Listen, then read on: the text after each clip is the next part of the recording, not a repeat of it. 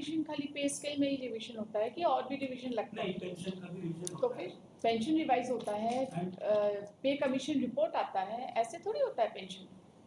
जो 50 साल पहले जो आदमी रिटायर किया है, उसको सेम अमाउंट ऑफ पेंशन मिलते रहेगा? नहीं, pension will be revised so far as revision on account of this pay scale areas of salary is concerned. The areas comes to only ₹24,000 and not. Area कैसे decide होगा जब तक आप revision नहीं करेंगे? रिवीजन हुआ ना,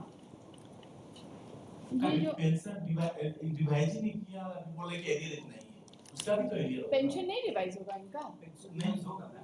हाँ, हम वो नहीं कह रहे, हम कह रहे हैं ना, पेंशन अगर सैलरी रिवाइज होता है तो एरिया भी उसका बनेगा कि उस पीरियड से इतना। वो तो आपने 25,000 रुपए कैलकुलेट कर। हम नहीं कैलकुलेट किया, Burhan university has done this and send us the He is not entitled to any pay revision or revision of pension. revision of, And if he is entitled for the revision of pension, तो कब से? it would be 97 हाँ, from the तो फिर ये कौन करेगा? ये for that purpose itself if your worship comes to page 13 again of this purpose itself, हम लोगों ने जो लास्ट टाइम में ये सबमिशन किया था कि जब requested the Kolar university kindly come to page 13 sorry 13 page 16 yes उपयुक्त विषय के संबंध में निम्नानुसार सूचित करना है कि जब बीएम चौधरी पूर्व उपचार्य अर्थशास्त्र विभाग एबीएम कॉलेज जमशेदपुर के वेतन निर्धारण का राज्य सरकार के दिनांक 24/9/25 के द्वारा अनुमोदन किया गया। उक्त वेतन निर्धारण के फलस्वरूप डॉक्टर बीएम चौधरी के बकाया वेतन आदि का भुगतान एबीएम कॉलेज के पत्र संख्या दिनांक 7/2/25 के अनुरूप डॉक्टर बीएम चौधरी के वेतन आदि का भुगतान ₹78,000 कर दी गई थी। ₹25,490 का भुगतान नहीं किया जा सका क्योंकि 1/96 से 3/2/97 का यूजीसी का फंड प्राप्त नहीं था। इस संबंध में माननीय न्यायालय के आदेश दिया गया है कि कोई अन्य भी बनता है तो तत्काल प्रेषित करें ताकि माननीय न्यायालय के आदेश का पालन सुनिश्चित किया जा सके। तो ये 25,000 रुपए भी नहीं दिए हैं आपको? उसका भी रीजन बता वो 25,000 का रीजन है कि यूजीसी पीरियड का जो है 80% of the amount comes from the central government and when the central government releases the UGC salary, then the state government releases its part of 20,000 और वो एक इंडिविजुअल एम्प्लॉय का नहीं होता है, एक बल्क में। तो आपका कहना ये है कि इस पीरियड का पेमेंट किसी को नहीं हुआ है? यूजीसी पीरियड का। हाँ, ये जो पीरियड है जिसके लिए आप बोल रहे हैं कि यूजीसी से फंड नहीं आया है, यू वांट टू से किसी को नहीं हुआ है? No I am not saying that कि किसी को नहीं हुआ है। तो सिलेक्टिव कैसे कर सकते हैं? सिलेक्टिव नहीं, आई से कि एक इंडिविजुअल का क्लेम नहीं जाता है, the claim goes in bulk और दैट्स इनको यूजीसी से जब फंड रिलीज हो जाएगा तो this balance amount will also कब? मरने के बाद कि मरने के पहले? आप एक आदमी का क्यों नहीं प्रोसेस कर सकते?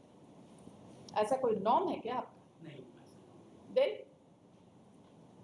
एक आदमी का क्यों नहीं प्रोसेस हो सकता? हो सकता है ना। Then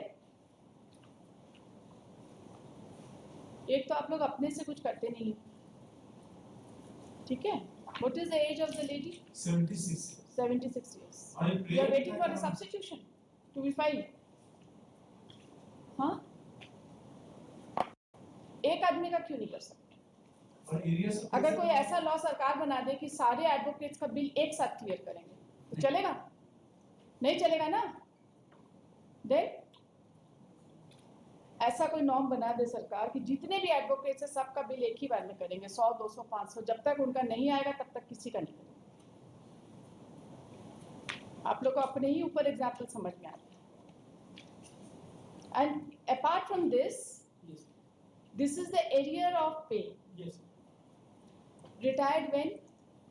diagnosed on 3/2/97 3/2/1997। ओके, उसके बाद से ये तो आपने एरियर ऑफ पेंशन का पेमेंट पेमेंट का बात कर रहे हैं, arrears of salary. Arrears of salary. उसके बाद 3/2/1997 में जो इनका पेंशन है that will get revised, right? उसके बाद after that revision on 3/2/1997 there is also revision from time to time. He died in the year 1997 itself. हाँ. So the benefit of next pay revision would not be paid to the petitioner. We are not concerned. Pension revise होता है कि नहीं? Pension revise होगा? As per norms, Yes, बिल्कुल। ठीक है। 97 में अगर 100 रुपए मिलता था तो 2027 में 100 रुपए नहीं मिलेगा, नहीं, ठीक है। This is also subject to revision. पहले तो आप इनिशियल पेंशन नहीं फिक्स किए, और आप इनिशियल पेंशन फिक्स करने के लिए आपको ये फंड लाने की क्या जरूरत है? अब तो आपको पता चल गया कि कितना है। Now you know that what is his salary payable as on this date. तो इसमें आप इसी में आप पेंशन क्यों नहीं रिवाइज कर रहे? कोई जरूरी है कि सैलरी पेमेंट होगा तभी रिवाइज करेंगे? नहीं, pension revise होगा। तो फिर So far as pension is concerned, my instruction is that the petitioner is getting pension under the unrevised pay slip. I am not disputing with my इससे नहीं चलेगा ना। उसको पेंशन को रिवीजन करना। 29 years का पेंशन होगा, एरियर होगा, क्या कर रहे हैं आप लोग बैठ के? और अभी भी अनरिवाइज ही दे रहे हैं, क्योंकि ये फिक्सेशन हो गया 25 में। कौन है आपके? Who is this person who is playing this game? No, but there is nothing like It is a game only. pay. उनका सैलरी से एक पैसा भी अगर कम हो जाता है तो वो भी file representation. In fact, the pay fixation has done by the state government only in year 25. So as a nation from 96, we are not paying. This pay fixation that has come only in year आप सीधा सा बताइए। Now you have arrears of pay to be paid. Yes. Now the pay has been revised till the date of his death, correct? And consequently you have arrears of pay. Therefore, on the date of death, the quantum of pension will be different. Yes, definitely. Then The rate of pension has to be. पहले तो आप pension revise करिए। Pension revision में आप लोगों को क्या परेशानी है अभी? और यूजीसी को आप भेजिए। This is not an excuse, we will not take this from you. UGC को पार्टी बना दे, बताइए, बना देते हैं उनको भी पार्टी। बताइए, डिटेल बताइए, उनको भी नोटिस कर दे। For this one, we can immediately send a requisition to the state government, sorry, UGC for 20,000 and all. So ना far भी as 25,000। 25,000 and all, because the total due amount is not much. But so far as pension is concerned, definitely one is to take. हर हफ्ता रखेंगे इसको, और हर हफ्ता आपसे progress लेंगे कि क्या चल रहा है। चिट्ठी भेज के अगला हफ्ता फाइल करिए। यूजीसी को चिट्ठी भेजिए और साथ में इनका पेंशन रिफिक्सेशन के लिए आपको यूजीसी से रेमिटेंस का जरूरत नहीं है। नहीं, नहीं, I am not saying. तो do that. It should be. Definitely, pension should be. The learned counsel for the parties are present. Counsel for the opposite party has referred to the letter dated 17 to 2026 as annexed in the show cause